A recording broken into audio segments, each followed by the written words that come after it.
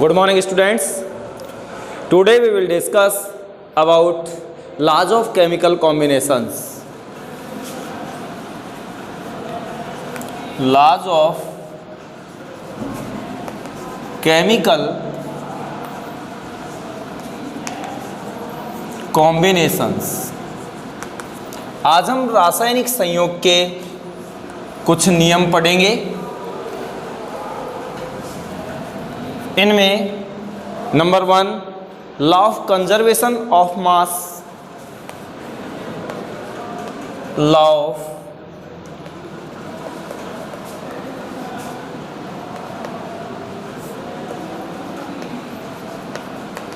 Conservation of mass.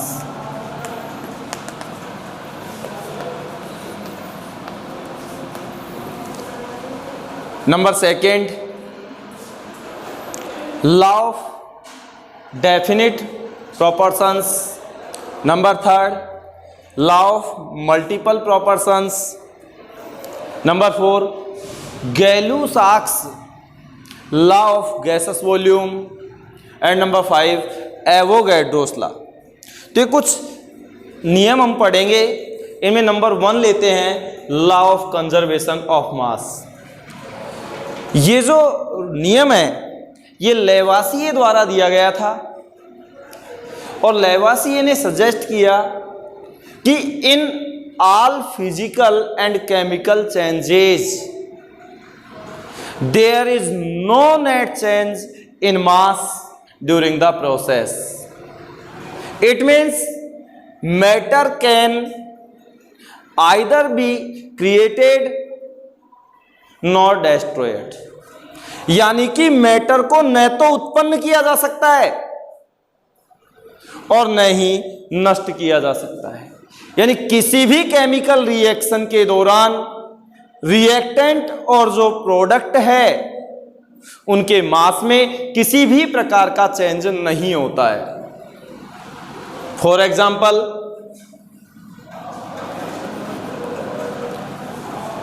Calcium carbonate को हम heat करते हैं, गर्म करते हैं, तो यह बनाता है कैल्शियम ऑक्साइड और कार्बन डाइऑक्साइड। हम यहां reactant calcium carbonate and product calcium oxide और कार्बन डाइऑक्साइड के जो मास हैं उनको कैलकुलेट करते हैं। देखो एटॉमिक वेट कैल्शियम का 40 प्लस 12 प्लस ऑक्सीजन का 16 into 3, 40 plus 12 plus 48 is equal to 100। यदि इसे ग्राम में शो करें तो 100 gram. Calcium oxide 40 plus 16 is equal to 56 gram. 12 plus 16 into 2 44 gram. Total product 100 gram. It means in all physical and chemical change there is no net change in mass during the process. It means matter can neither be created nor destroyed. Matter को न तो उत्पन्न किया जा सकता है और न ही नष्ट किया जा सकता है। It is law of conservation of mass. Next number 2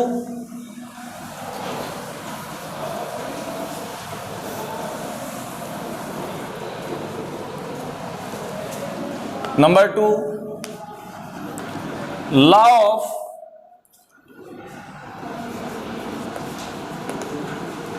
definite proportions.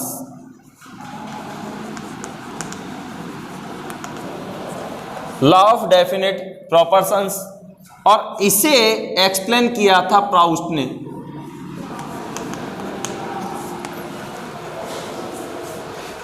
Proust suggested that A given compound always contains exactly the same proportion of element by weight. He stated that A given compound always contains exactly the same proportion of element by weight. इसका तात्पर्य है कि एक compound को किसी भी process से या कितनी ही प्रोसेस से बना लिया जाए, उनमें उपस्थित एलिमेंट के जो मास है उनका रेशो सदैव सेम बना रहता है। फॉर एग्जाम्पल, हम कार्बन डाइऑक्साइड को अलग अलग प्रोसेस से निर्मित करते हैं। C+O2 is equal to CO2, एक प्रोसेस तो ये है। और सेकंड प्रोसेस, कैल्शियम कार्बोनेट से CO2 बनाते हैं, CaO प्लस CO2। तो दोनों अलग अलग मेथड से बनाई गई कार्बन डाइऑक्साइड में कार्बन और ऑक्सीजन का जो मास है उसका रेशियो निकालते हैं। देखिए 12 एटॉमिक वेट, 16 मल्टीप्लीकेशन 2 तो 32। ये डिवाइड हो रहे हैं कितने से, और सिंपलेस्ट रेशियो में लेके जाएं तो 4 से, 3:8, यानी इनका रेशियो हुआ 3:8 में। अब सेकंड प्रोसेस से हमने जो CO2 बनाई है 12, वही 2 एटम है ऑक्सीजन के, तो 32, 32, 4 से डिवाइड हो रहे हैं 3 है। तो दोनों में जो रेशियो है वो कार्बन और ऑक्सीजन के जो मास का रेशियो है वो दोनों में कैसा बना हुआ है, सेम। तो क्या कह सकते हैं कि एक यौगिक चाहे कितनी ही प्रोसेस से बना लिया जाए, एक कंपाउंड कितनी ही विधियों से बनाया जाए, उनमें उपस्थित प्रत्येक एलिमेंट के मास का जो रेशियो है वो सदैव सेम बना रहता है। अर्थात हम बोल सकते हैं ही stated that A given compound always contains exactly the same proportion of element by weight. Next number 3, law of multiple proportions.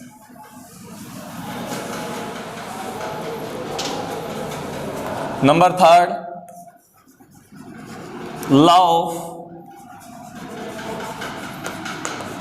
Multiple proportions.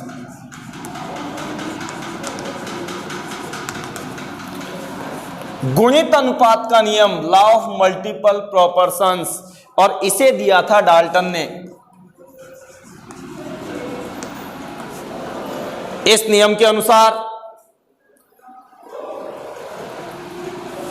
जब दो डिफरेंट एलिमेंट परस्पर कंबाइन होकर के किसी रासायनिक अभिक्रिया में, केमिकल रिएक्शन में डिफरेंट कंपाउंड का निर्माण करते हैं, तो उनमें एक एलिमेंट के एग्जैक्ट मास से कंबाइन होने वाले दूसरे एलिमेंट के मास का जो रेशियो है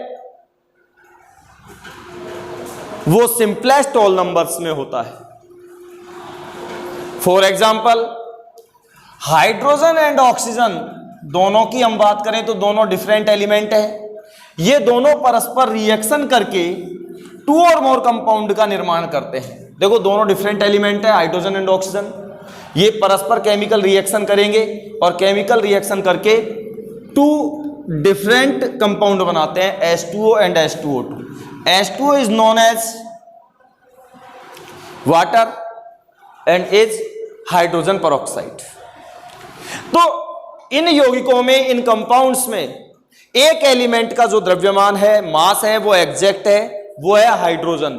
देखो हाइड्रोजन का जो मास है यहां 1 into 2 ग्राम, और यहां भी हाइड्रोजन का जो मास है वो 2 ग्राम।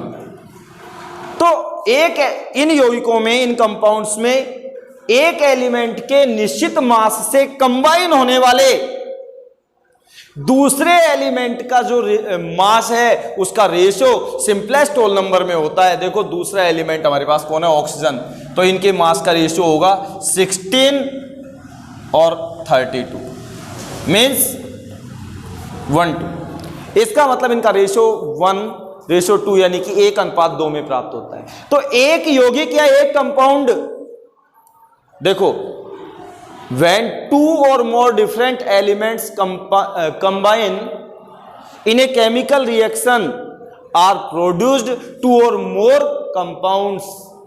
जब दो एलिमेंट्स, दो भिन्न एलिमेंट्स परस्पर किसी रासायनिक अभिक्रिया करके टू और मोर कंपाउंड्स का निर्माण करते हैं, तो उनमें एक एलिमेंट के निश्चित द्रव्यमान से या निश्चित मास से कंबाइन होने वाले दूसरे एलिमेंट के द्रव्यमानों का अनुपात छोटी पूर्ण संख्याएं यानी स्मॉलेस्ट होल नंबर में होता है। इसे लॉ ऑफ मल्टीपल प्रोपोर्शंस कहते हैं और इस नियम को डाल्टन ने एक्सप्लेन किया था। तो ये जो रेशियो आया है वो स्मॉल होल नंबर में है। Next number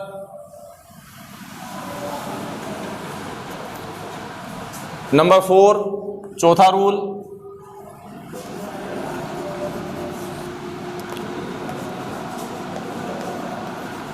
गैलू-साक्स law of gases volume.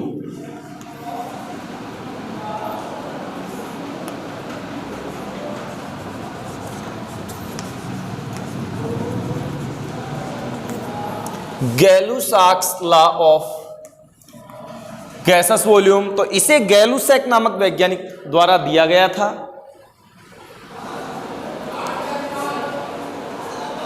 When gases combine or are produced in a chemical reaction, they do so in a simplest ratio by volume, provided all gases are at the same temperature and pressure। Means समान ताप और दाब की परिस्थितियों में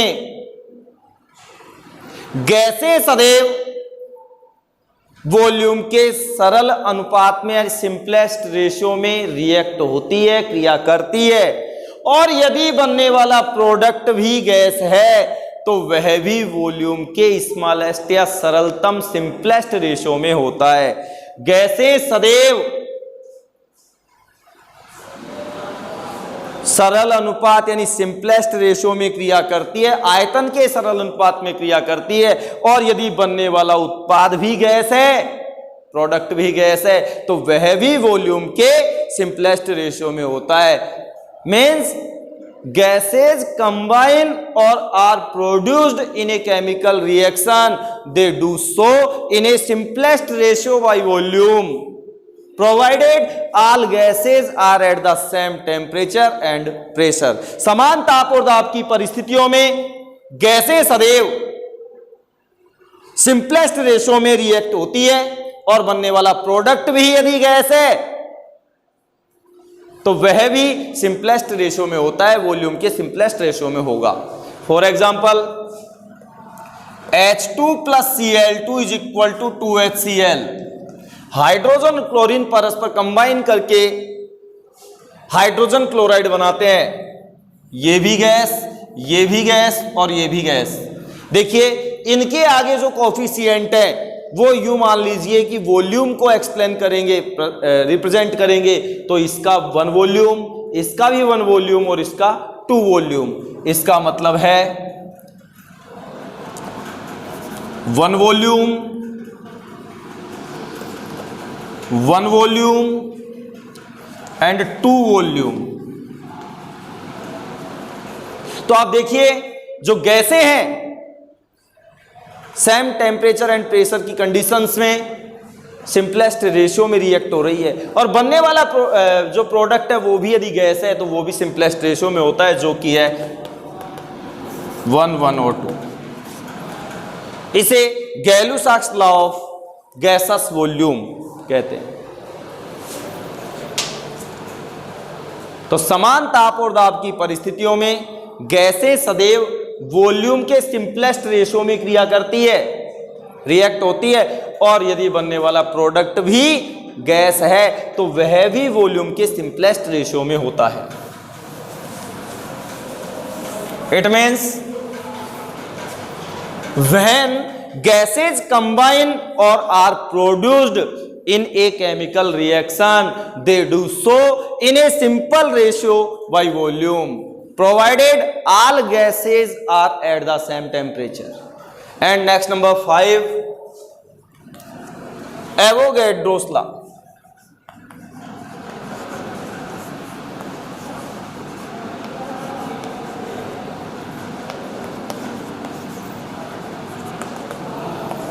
Avogadro का नियम, Avogadro's law. Avogadro proposed that equal volume of all gases. Avogadro proposed that equal volume of all gases at the same temperature and pressure should contain equal number of molecules. इस नियम के अनुसार same temperature and pressure की conditions में all gases के समान volume में, same volume में नंबर ऑफ मॉलिक्यूल्स भी सेम होते हैं. यानी कि समान ताप और दाब की परिस्थितियों में सभी गैसों के समान आयतनों में अणुओं की संख्या भी समान होती है. Means equal volume of all gases at the same temperature and pressure should contain equal number of molecules.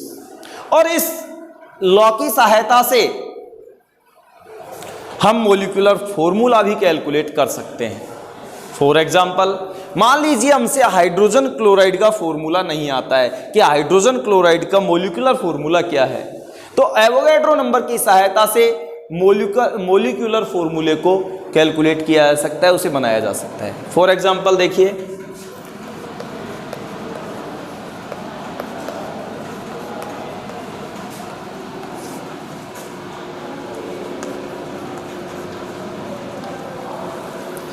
ये तो एक मैंने बैलेंस इक्वेशन लिख दी, पर इसको ऐसे नहीं लिखना है, इसको लिखना है हाइड्रोजन गैस है, क्लोरीन गैस है, हाइड्रोजन क्लोराइड और ये भी गैस. इनके मैं वॉल्यूम भी लिख देता हूं. तो आपको ऐसे नहीं लिखना है, ये तो मैंने बताई है चला करके यहाँ लिख करके कि इसे बैलेंस इक्वेशन के रूप में. मान लो अब हाइड्रोजन क्लोराइड का फॉर्मूला मुझसे नहीं आता है या आपसे नहीं आता है, तो आप फॉर्मूले को कैसे बनाएंगे? तो ये एवोगैड्रो लॉ की सहायता से हम समझा सकते हैं. देखो, वन वॉल्यूम, ये भी आपको दिया गया है, यूं समझ लीजिए, one volume and two volume. मान लीजिए ऑल गैसेज के सेम वॉल्यूम में नंबर ऑफ मॉलिक्यूल्स भी कैसे होते हैं? सेम. तो मान लेते हैं कि गैसों के वन वॉल्यूम में नंबर ऑफ मॉलिक्यूल्स है स्मॉल n. तो वन वॉल्यूम में number of molecules n molecule.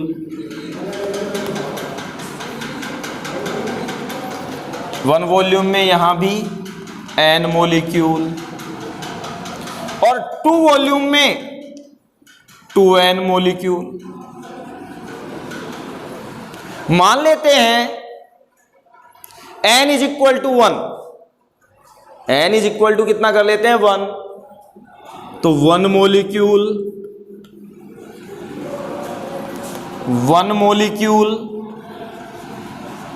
And 2 molecule. हमेशा ध्यान रखना, इसको आप कैलकुलेट करें तो प्रोडक्ट हमेशा आपको 1 मॉलिक्यूल बनाना है. लेकिन यहां कितने मॉलिक्यूल बन चुके हैं प्रोडक्ट के? ये उत्पाद है, आपका प्रोडक्ट है, और प्रोडक्ट के 2 मॉलिक्यूल बन चुके हैं. तो हमें बनाना है 1 मॉलिक्यूल. तो 1 मॉलिक्यूल बनाने के लिए हम क्या करें? इसको पूरी को 2 से डिवाइड कर दें. तो हाफ मॉलिक्यूल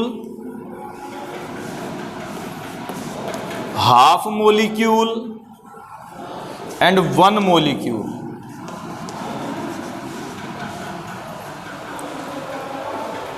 इसका मतलब हुआ हाइड्रोजन क्लोराइड के 1 मॉलिक्यूल को बनाने में आधा मॉलिक्यूल यानी हाफ मॉलिक्यूल हाइड्रोजन का और हाफ मॉलिक्यूल क्लोरीन का प्रयुक्त होता है.